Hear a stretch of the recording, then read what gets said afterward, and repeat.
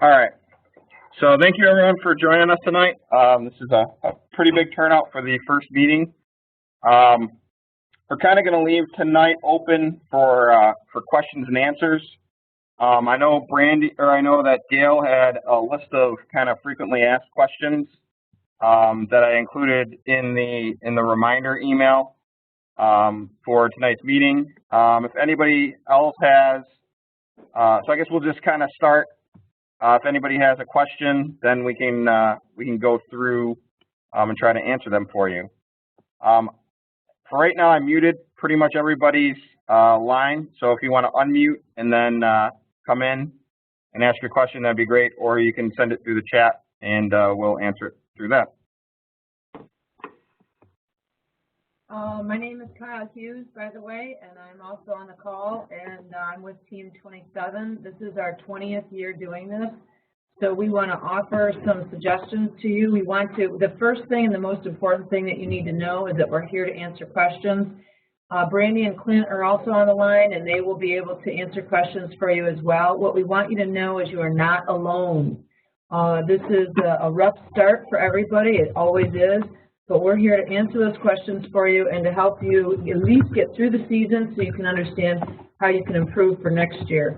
I want to congratulate everyone that's on the phone because that is a huge step. We have some teams that don't call in and they struggle through the season. So do all you can to be on the line this season. And if you can't make it, make sure that someone else is there that can take some notes and get some good information, because we'll try to give you some highlights each week on what you need to accomplish that week, and where your goals and your benchmarks are. Brandy, do you want to introduce yourself?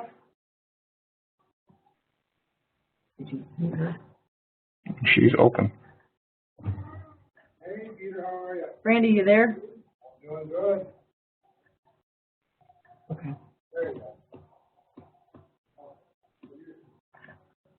So I think one of the first things I want to mention, and the list was sent out by Jason to all of you about kind of what we're doing. And there was also the question, the Q&A that Gail had sent us that a lot of people are asking. I think the first thing I want you to realize is this is an incredible experience. It's going to be probably the toughest fun that you will ever have. But you got to start somewhere, and so the first thing you need to do is to get kids. So if you don't have students on your team yet, I can imagine that some of you, your district said, hey, the governor's going to give us this money, we're going to do this, and then they looked around the room and they said, I pick you, and you are the one stuck doing this. That may ring a bell for quite a few of you. Now you have to get some kids, and I think one of the greatest ways of doing that, there was a video link that went out this morning that Jason also sent. Check that. Put that in your announcements, or somehow send it out to each last year. Let me know that you're starting the robotics team. I think this is a great way to get kids involved. Another thing you can do is to check and see if there are any veteran teams nearby you, and if there are, see if they'll bring their robot over and maybe put it on display so kids can see the actual robot and understand what they're going to be building. Brandy, is there anything you want to chime in on that, or Jay? Brandy might be having trouble with her audio, so we're trying to work through that. Okay. But yeah, basically the video that sends out shows kind of what the robotics competition is, shows the excitement, and is a good recruiting tool for students and mentors to get involved with the program. So some of the questions that came through on the chat was, when is the rookie workshop versus the rookie conference calls? So the rookie conference calls,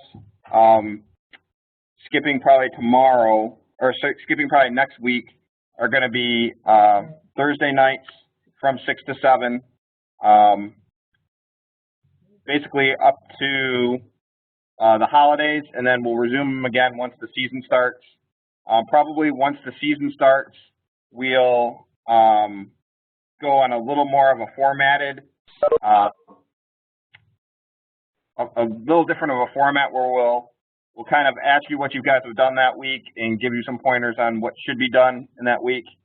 These first couple weeks are probably going to be a little more question and answer and opened up. And if you have questions, you need to email them to one of Carl, can you hear us? those questions get addressed.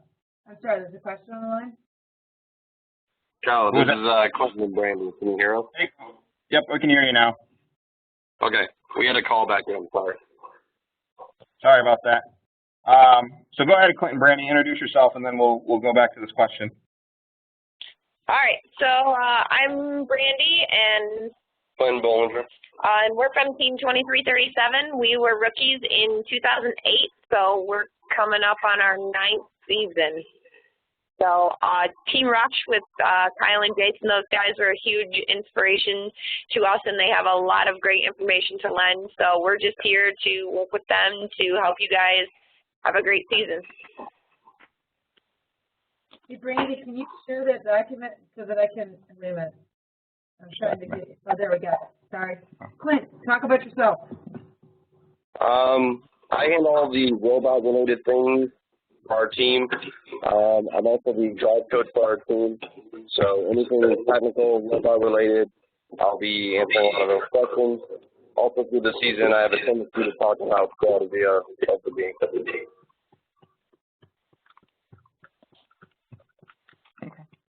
Great. So again, back to the first question we were talking about, the rookie workshop versus the rookie conference call. So again, the rookie conference calls we'll do every week, except next week and in the holidays on Thursday nights. The rookie workshop is something new this year. Gail's got one on the 5th, and that's a very specific workshop. We will get you the information on that. We will email out to all of you the notes from tonight. But then there may be another rookie camp the following December 12th. So December 5th is a workshop that Gail is hosting that you're going to take home supplies. You're going to go through some very technical training. The following week, right now, we're tentatively planning on having another camp for rookies here in Clarkston that would allow rookies to kind of see a little bit more managerial, how do you get everything set up as opposed to the technical stuff that's going to be on the 5th. So those camps are going to be coming up, or those camps are going to be coming up, and we will get that information to you. Okay. The next question has to do with the priority list due on December 6th. I'm assuming that's for the first choice stuff. Yeah, I think so. Clint, do you know?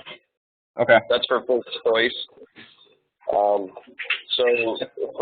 first sent out an email, I think today, that has a link that'll explain all of the different things that you need to do for first choice.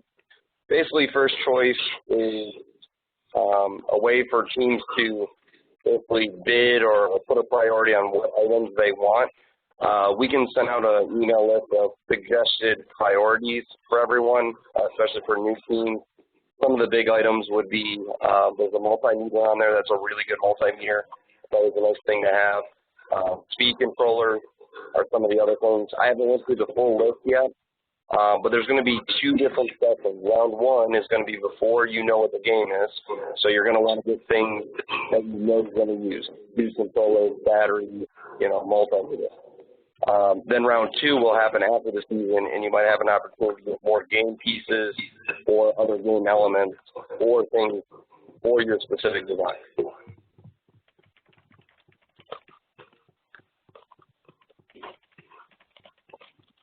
Okay. Does anybody have any follow-up to that question?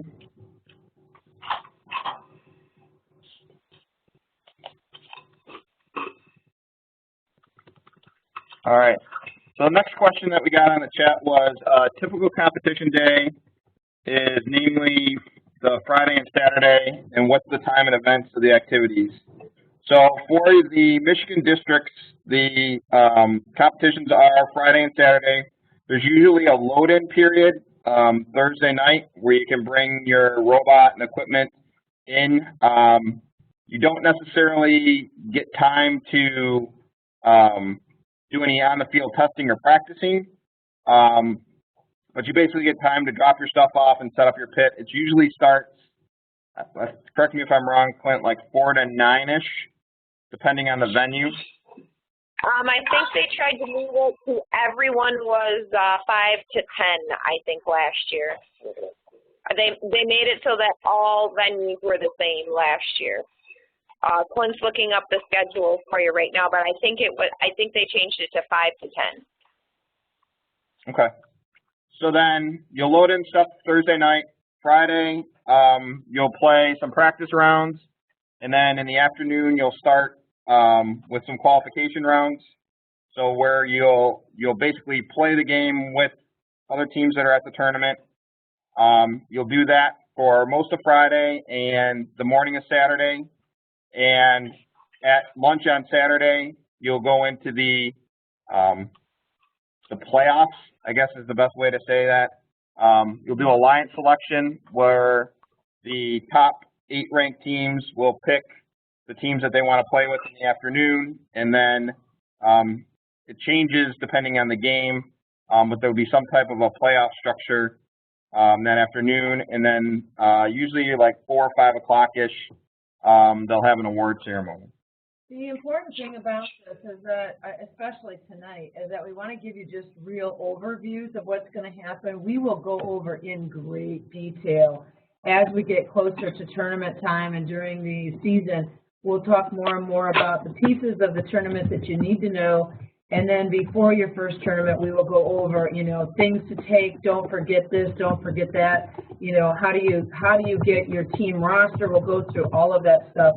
But some of it tonight is just an overview. So as Jay was saying, you load in Thursday night, you practice Friday morning, compete Friday afternoon, compete Saturday morning, and if you've done well enough, you play more on Saturday afternoon. So it's really a full 2 days, and then Thursday evening to load in. My suggestion, because you're new and you're thinking this through and you've got to sell this to other people, my suggestion is you let them know that a full day, because you don't want them planning on bailing at noon, especially if you've done a great job building a robot and competing.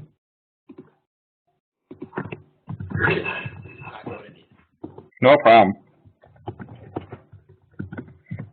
All right. Let's see. How many students can you bring to the rookie workshop? So I believe you can bring as many students as you would like, according to what I saw in Gail's email, to try to get them excited about working with the team. That's the December 5th workshop. Yeah, the 5th and 12th, right? 12th we don't want kids, but that's just okay. Sorry. So that's the 5th workshop. Yeah, the 5th workshop is all the kids you can bring, and the 12th would be really it's too boring for the kids because we're talking about logistics. What kind of tools do you need to buy? What kind of machines do you need? That sort of stuff. Next question is, if needed, can a student call in on a Thursday rookie calls? Yep, by all means. Have some type of representation on the call would be great. Whether it's a student or a mentor, as long as the information is getting out to the teams, that's what we're looking for. I want to mention, I'm going to put a plug in right now because I know a lot of you are just looking for resources, and we have something called the toolkit, which you can download online. If you go to teamrush27.net and you look for the link for the toolkit, I think it's in resources. Don't print it, whatever you do, because it's over 250 pages, but it will allow you to go in and just pick a chapter or pick a piece that you want to look at. And as we go through the season, we will mock a lot of our conversation off of what we've already done. I mean, after 19 years of competition, we failed enough that we don't want you to, so we will, that's out there. But there is specifically a chapter on what to do those crazy build weeks. And so you can kind of see through the 6 weeks what we do. So that's one resource for you. There are other lots of resources out there, but that's just one that I wanted to do a little commercial break because I think it's a very handy resource for rookies. Lots of pictures. Okay. Hey, Kyle, do you want to give a quick plug about our workshop, too? Absolutely, please. All right, so you guys will be getting an email here probably within the next couple weeks or so from Team 2337. The day after kickoff, we host an all-day workshop where we'll spend a couple hours talking about strategy, and then in the afternoon, you guys can bring students and mentors for the whole day. Then in the afternoon, the students and mentors will work together, and you will leave with a moving robot on day one. It'll be your basic chassis that'll be wired with their motors working and basic code just like do it. We found that it's a really great thing for rookies to come to. Even some veteran teams come to it. So you guys will be getting information. We highly recommend that all rookie teams come to it. That's the date, that's the 10th of January? Yes, so we run a strategy session from like 10 to noon, then we take a lunch break, then from like 1 to 5 is our chassis build. So it's basically pretty much an all-day thing for teams to come, and some teams end up staying a little bit later, some of them finish and get to leave a little bit early, but it's something that I know it's on a Sunday, but I think a lot of teams who come to it benefit from it greatly. It's So, December 10th. Not being on their team, I have to tell you that teams that have done this for the past couple of years have really had an advantage over other rookies. So make sure if you can, the day after kickoff, try to make that that workshop, because Clint and Brandy do a fantastic job getting people, as you said, a robot up and moving before you leave. If you've got a robot that can move before you leave, you are so far ahead of the game. So it's a tremendous workshop, and yes, good call on that one, Brandy. Okay, and I saw that Clint or Brandy posted that the pits are open from 5 to 10 on Thursday night. So just to clarify that. There's another question about the priority list, or clarification on that. So what it is FRC has a whole bunch of different components that they get that they include in the kit. But over the years, some teams don't use all those components, so they started doing first choice, which allows teams, rookie teams and veteran teams, to kind of pick what pieces they want from the kit. So the list that needs to be submitted, I think by December 6th, is basically your wish list, your priority list, what you would like to get. So I think there's some tools and stuff in there. So maybe for a rookie team that doesn't have a lot of access to tools, they can get that through first choice. And again, there's some components that you can use on the robot, or components that you can use. You know, I think there's like a battery charger and a batteries. So other components that you could use for your team, you can get through first choice. And again, we'll send out a list. We'll look through first choice and kind of send out a list of what we think would be good for rookies to try to ask for. There's another question here. So things like multimeters and tools can be any brand. They don't need to be out of the kit. Although there is certain parts from the kit that would go on the robot.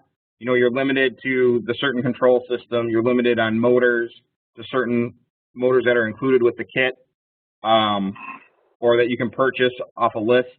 So there are those restrictions, but things like tools to manufacture your robot or multimeters, you can use any brand that you want. So there's a question about a December 19th workshop. I'm not aware of one. Do you know anything about that, Brandy or Clint? I have no knowledge of anything. Okay. Sorry. All right, so we'll have to look that up. I have other knowledge about other things, but not about that. So it's in Grand Rapids at Grand Valley. Oh, very possible that they're doing something over on the other side of the state. Okay. That's probably the Code Red mock kickoff, I think, where they try to simulate what you'll see the day of kickoff, and they try to go through, you know, talking about strategy and brainstorming about the game, and then going from there. So. That would be great for people to do as well, especially if you know nothing. At least it gets you on board. Yeah, if you're on the west side of the state, or if you can get to the west side of the state easily, that would be a good event to try to attend. So it's on the 19th of December. And then the meeting on January 10th, do you guys do that at Kettering, or do you guys do that at your build facility?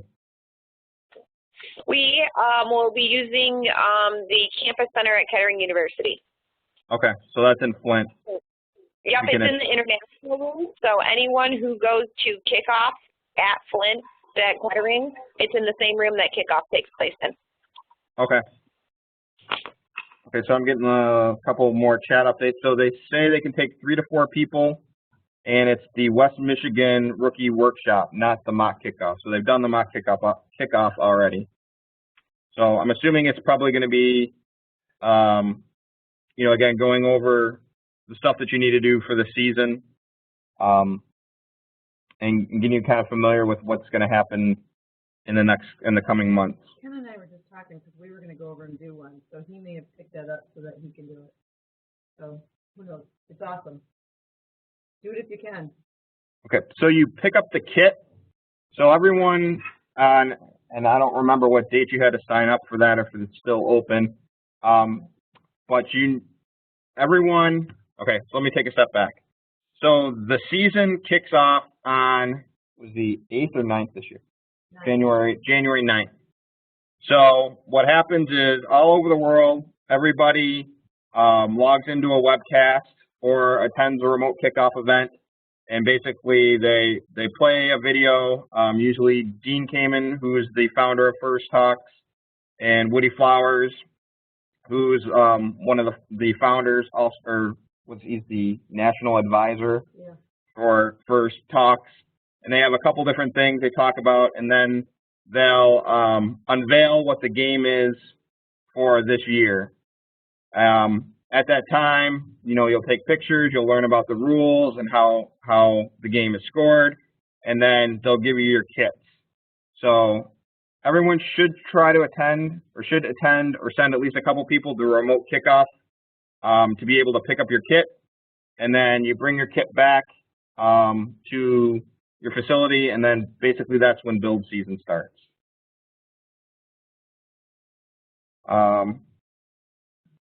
Let's see, so the remote kickoffs, they're all over the state. So it kind of depends on where what your region you're in.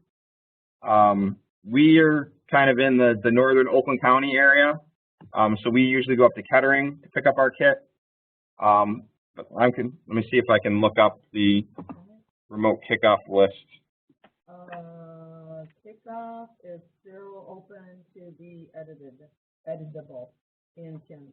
Okay, so you can still choose where you want to pick up your kit parts through the team information management system, or TIMS.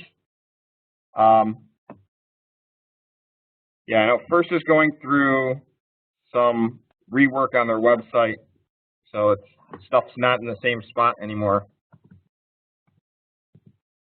Now, and this was another question that was on the list, I think, originally, is how do you get registered online? How do you update your information, et cetera? You go into the team information management system, and what's going to happen is we'll try to get you a link to where you need to go. I had a kind of zigzag. I went up to FRC and programs, and then I went down to log in. So I went top left, down, and then I logged in, and that's how I got in. It made me go into the old one. But what you want to do is you want to start populating the TIMS with information on your team. For instance, your team information, they'll ask you, you know, where you're from, et cetera, et cetera, et cetera. They'll also ask you what organizations are helping you and working with you. So in a minute, I want to talk about sponsors, because that's important, and you want to make sure that they are recognized there. They're going to ask you for your team contact and your alternate contact. The important thing is you're going to also need to be registered through the the youth protection plan through FRC. So when you have your team leader and your co-team leader, both of them will need to be investigated, I guess you could say. It's a law that they need, if you're working with kids, you need to be, researched. So once you get that taken care of, then you can go in and make more changes into your dashboard. But until then, they're not going to, I don't think they're going to let you open up a team account until the people that are on the team account are good. Did you find it? What, Tim? In the top right-hand corner. I did. Oh, all right. So, But I was looking for the list of all the kickoff? Yeah, all the kickoff events. Yeah, I don't have the list, but we can find that too for them. Yeah, we'll send that out as an attachment with the email. So anyway, you really want to start populating the TIMs, and then maybe on a call coming up in the beginning of December, we'll talk about how to get your kids registered so that you can get them invited into your team roster, and then that way you're all set before January. The goal is to have you all set before January with your team roster, because you're going to need to take that with you to kick off. Take it away, Jay. All right, so, okay. So another question is, did we miss all the mock kickoffs? I think only the Grand Rapids area does mock kickoffs. Right. So if that already happened, then you probably did miss it.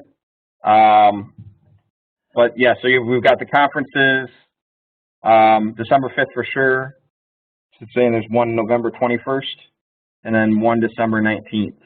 Right, and possibly December 12th. Okay. We're working on December 12th.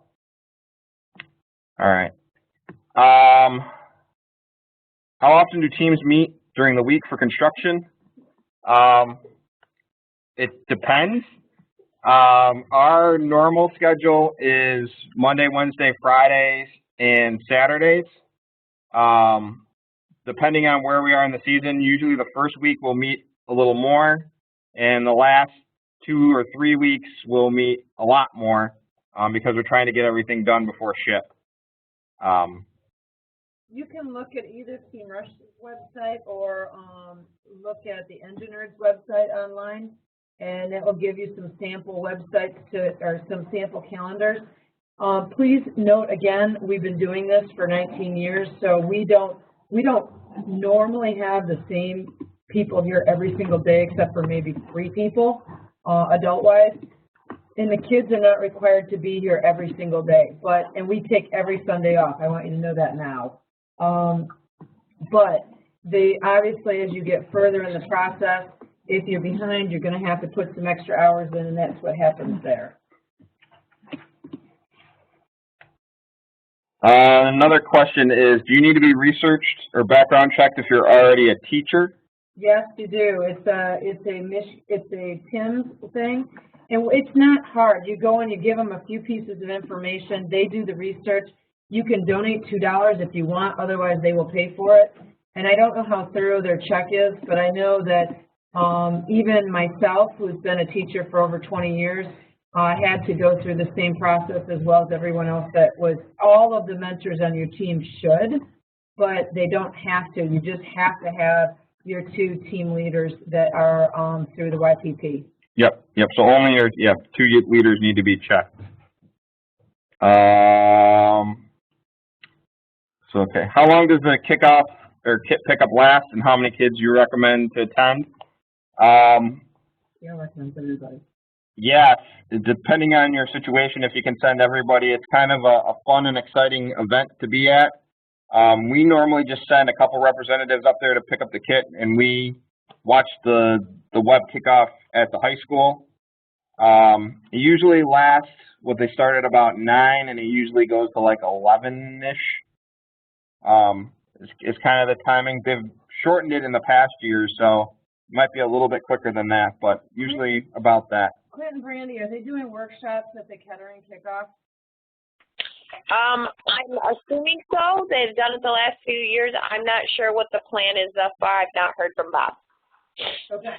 So that's another thing is that I don't know if other kickoff sites do this, but you need to check. Find out where you're going to go, and then find out if they have workshops there, because I know In the past, I've even run a workshop at one of the kickoffs, and it's great because you can get more learning that day if you take a lot of kids, and those kids get that experience. You really want to take as many kids as you can to a kickoff because it's a really neat experience. Like Jay said, it really builds the enthusiasm. The reason we don't take all our kids is because we have 36 kids, and we've done this enough that at this point we found what works for us, which is to be down here, and we send a couple adults up to get our kit and stuff. But that's because of what we do down here. We've seen it, we've done it, at least most of the kids have, and the new kids will go to the competition and they get kind of sucked in from our returning kids. If you've never done it, do it. It's a great thing. Take your kids, enjoy it. It's a full day. You'll be exhausted mentally. It will be like, what do we do now? But that's kind of fun because it's a huge problem that you're going to solve. Okay. Next question. I'm having trouble finding engineer volunteers in our area. How much experience do you need to have a team? It's really, you can do it with very little experience. Some kids have run their own teams in the past. I don't suggest it, but it's happened. The biggest thing you could do right now is with whatever kids you have, find out what their parents do. If any of their parents are engineers, ask them if they can donate a night or two to help you out. That's a great start. Also, look into your school, and if you have an engineering program, see if that teacher might help you out. I'm a math teacher. I know enough about building a robot that I could have other people do it. I can't build a robot. I don't know how to wire it. I don't know how to program it, but I do know how to drive it, so give it to me when it's done. But I've run this team for 19 years. I just have been fortunate enough to get other people to come in and help me because I can't do it myself. So that didn't answer the question, but what I'm trying to do is to give you some resources to go out and how you can find, some help. But again, we've had it where some teams have gone to a couple of workshops. If you go to Clinton Brandy's, then you've got a moving chassis, and from that point, all you have to work on is the other parts of the robot. But you can also always ask us for help if you get stuck and you need help. These kids will take it and run with it. Brandy, Clint, anything you want to say about that? Our parents are a big part of our mentor network, and we have found a lot of our mentors, we recruit them as parents on the team, and then after those kids graduate, the parents stick around.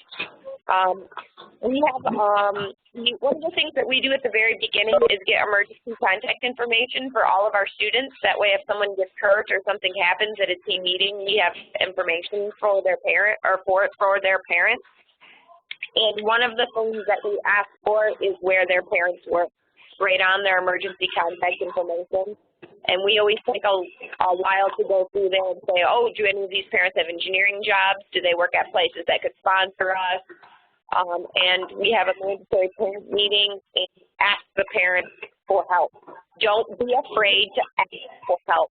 I know Carl said it at the beginning of the meeting, but FRC Robotics is one of the most kind, giving, understanding, helpful communities that you will ever experience in your life. Take advantage of every single offer for help, and when you need it, don't be afraid to ask.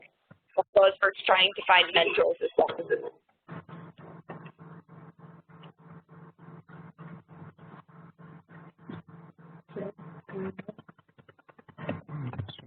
Okay. All right. I think I got all the questions from the chat. If anybody else has any questions, feel free to speak up and we'll try to answer them.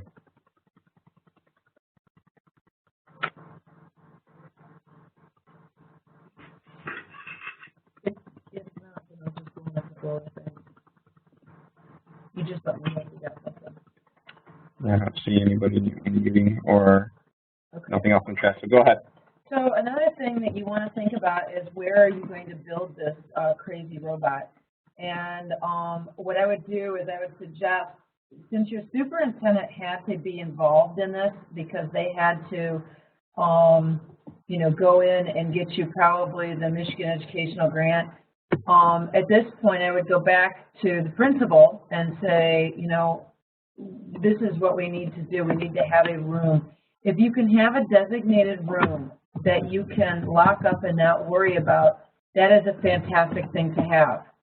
If you don't have a room, don't panic, but you're going to need someplace to store your stuff, and you're going to need someplace that you can work after hours. I mean, I say all the time that we're like the elves in here, because school ends and then we move in and we transform this place into a robot invasion. And then by the time we close up, you know, we pack everything up, put everything away, and the next day nobody knows that we were here. So over the many, many years, I have worked out of a closet. I've worked out of all sorts of very strange facilities, including an unheated shop that was donated to us in Lake Orion, and I live in Clarkston. And we would drive there and basically freeze our fannies off, but we at least had a shop to build a robot. So anything is possible. Just start asking around. Ask all you can. The other thing that you need to probably start looking into is the funding. You're going to get some money from the state, so you need to probably talk to your main office and find out when you have something that you need to purchase, how is the purchasing going to occur? Does it need to go through the office? Does it need to be, you know, pre-approved in the office, or are you going to be able to have the ability to put it maybe on your credit card and do reimbursements, or does the office have a credit card that you could go in and say, I need this, this, and this? There's going to come a point in time where purchasing is going to be a timely consideration for you. So you want to set that up now. Start thinking about how can you access the money and how can you get reimbursed for things that you will have to spend just because you don't have time to wait on a Friday night for a Monday morning secretary to do this for you. And that's something that we'll talk more about in December. What else do we have on the list? So there's one more question there. So yeah, the workshop on the 10th that Clinton Brandy helped to host is the one that you'll have a robot basically up and running. So that's the day after the kickoff. So you'll get your kit and you'll learn about the game, and then you can go to their workshop and they'll help you build the kit chassis.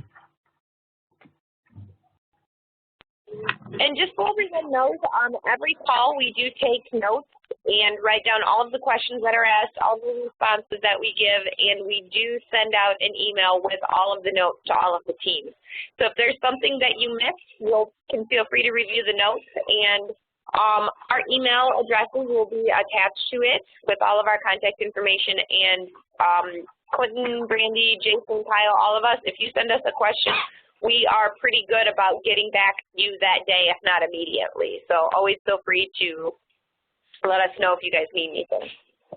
And something that I do, because I'm not the technical person on my team, is if you send me a question, I will send it out to my mentors or Clinton Brandy too and say, hey, who's got an answer for this? And so don't be surprised if you get an answer from someone completely different, because what we're doing is trying to make sure that we get you an answer as quickly as possible. Jay, did you tell them who you are and what you do, like on our team? No. Just give them 10 seconds. So I've been with Team Rush since its inception in 1997. I was a high school student on the team. So I was on the team my sophomore, junior, and senior year. I went up to Michigan Tech and graduated with my mechanical engineering degree, where we also started a team up in Houghton with myself and 3 other students that were on the team down here. And since then, I've come back. I started working back down in this area in 2003. I work for a company called Applied Manufacturing Technologies, and we do automation engineering services. So I get to program industrial robots, and now I actually get to teach people how to program industrial robots. So yeah, so basically since 2000, officially since 2005, I've come back as a mentor, and I am our electrical, programming, and pneumatics mentor.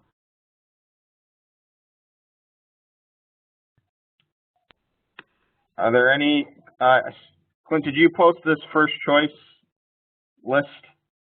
Is this the suggested list or just a link to the site? That's a suggested list. I kind of posted it more for you. We also can have a PDF version of it that we can send out with the show or the conference notes. But Okay. It's basically my quick 5-minute what rookies should get for first choice if they don't have any clue. Those are pretty much the most expensive items. The items you can use year in, year out, doesn't matter on the game. It's probably the best items on there that'll go the quickest. All right, I'll try to share. Let me see. I can share the screen. Oh no, you'll lose it if I start sharing. So I screenshot it. If you can do a PDF, then we'll include that with the notes. But I'll also include this. Google Drive. Awesome. Thank you.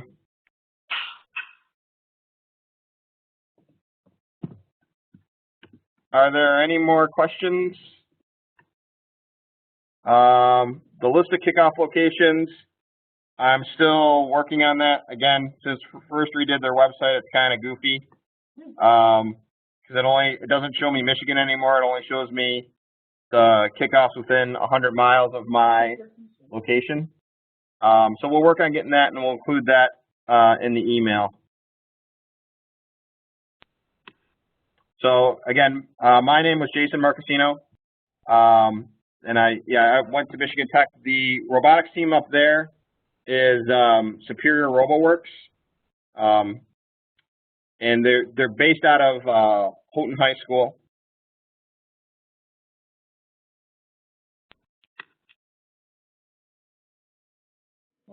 Is there any other questions?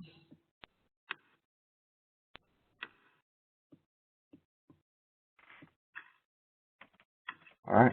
So if there's no more questions, we can let you guys go. If there's no more questions, I don't think that was proper. If there are no, anyway, if we're done with questions, what we might want to do is, we can leave it open if you guys want to keep sending stuff in, or we can, can't end the call. But the key was we just want you guys to know that we're here.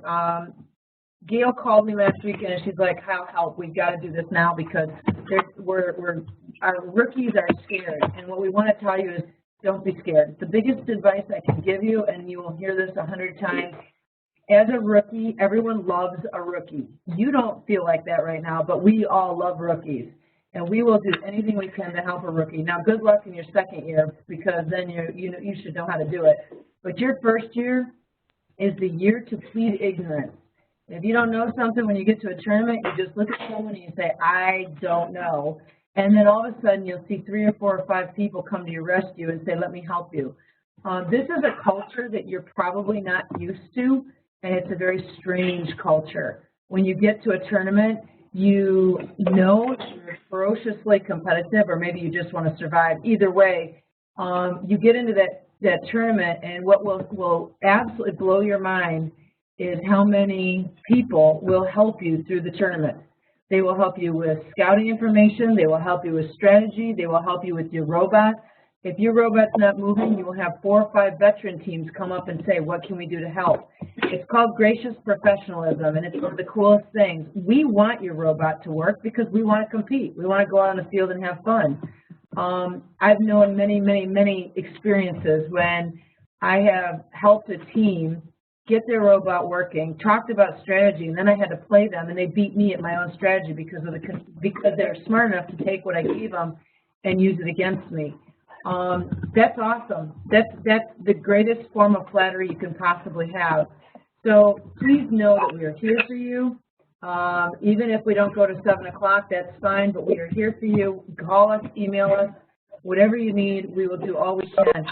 Clint and Brandy, I think what we need to do too is take these files, once we PDF them, maybe just create a Google folder that's shareable to everyone that calls in so that they can just go in and look at these files. If we give them read-only access, then they can't change anything, but then they can go back from week to week and see all the stuff in one place as well. So I also might be sending out some surveys to ask you how things are going, ask you what kind of questions you need help on.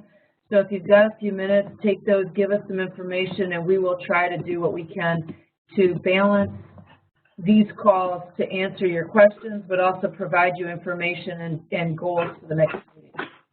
Right now, get yourself signed up for some of these workshops, and get yourself as many resources as you can to start diving into them, because they're out there ready for you.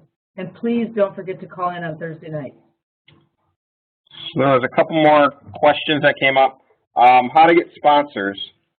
So, start with your parents. Yep. Where do they work? Yep. Figure out where parents work. Even if you're in a small town, go down to the hardware store. Even if they may not be able to donate money to you financially, they may be able to donate some parts to you for build season or some tools that you may need. We are very fortunate, and we have a community that supports our team wholeheartedly. And we do an event in the summertime called the Rush Regatta, where we go out and the students go out to the local community and they fundraise basically. So they go, how many different companies? Oh, they have a list of 500 companies, and then they just dive in and they start calling them, cold calling them. And we raise a lot of money from that, but I'm not going to go into how much money or really all those details. But the key is here is the types of sponsorships we have. We have our local sanitation company, our Smith's Disposal, gives us $2,500 a year because they are a great supporter of our team. Our local dermatologist, $2,500 a year. You can get, we have a Hallmark store, and she gives us $500.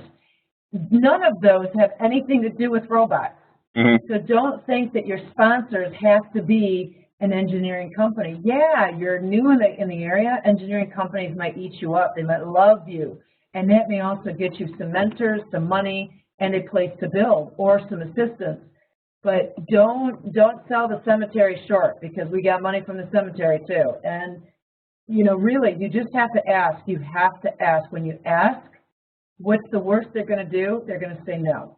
But at least now they're aware of you, and maybe next year they'll pick you up. What's the other question? There's another question about teams in the area. I'll send out a link. You can basically search for the teams in your area on the FRC website to be able to find what teams are around your area. So not next Thursday night. We'll resume December 3rd. The night of December 3rd. So we do have the students call. Our students are prepped, though. We have kind of a script that they read off of. And usually, depending on who we know, if you know somebody at a company, that's usually the way we would get in. If they're cold calling, they'll usually call the main office. They won't necessarily have a special department that they would call. It helps if they have any contact. So have the students talk to their teachers. Their teachers might have spouses that work for a company that might be interested in, and right now is the best time to do it because of the end of the year write-off.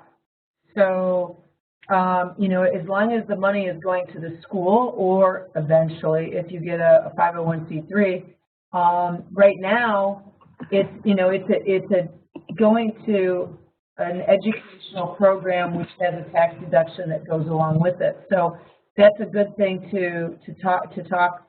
The other thing is some companies have matching funds. So maybe what you could do is ask them if there won't be any personal donations, or maybe if your team could raise money for a returnable can drive in Michigan, 10 cents per can. Maybe this company will match what you guys come up with. And that's kind of a neat thing, because maybe you can raise $1,000 in a one-weekend or one-day can drive, depending on how organized you are.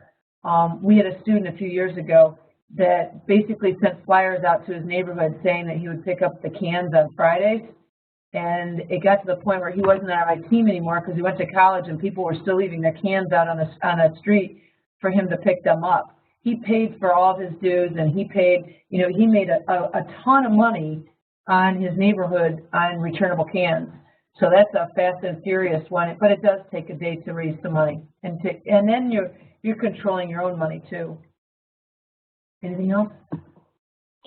Right, anytime, just jump in.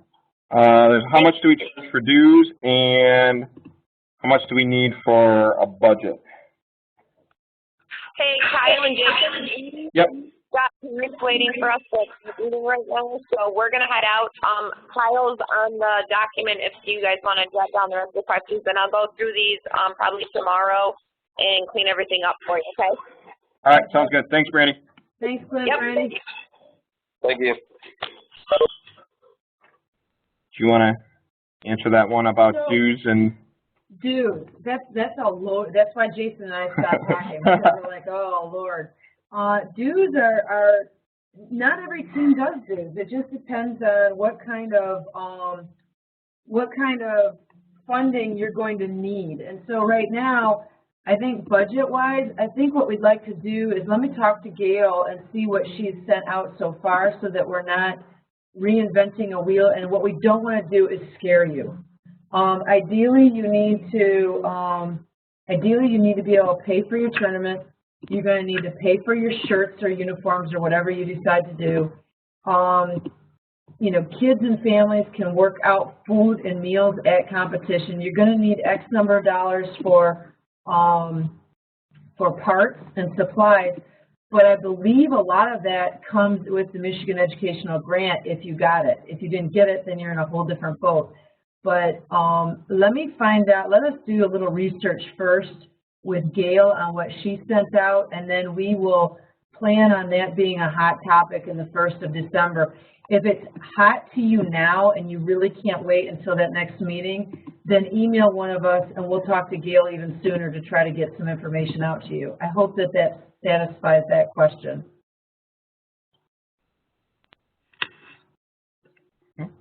Anything else?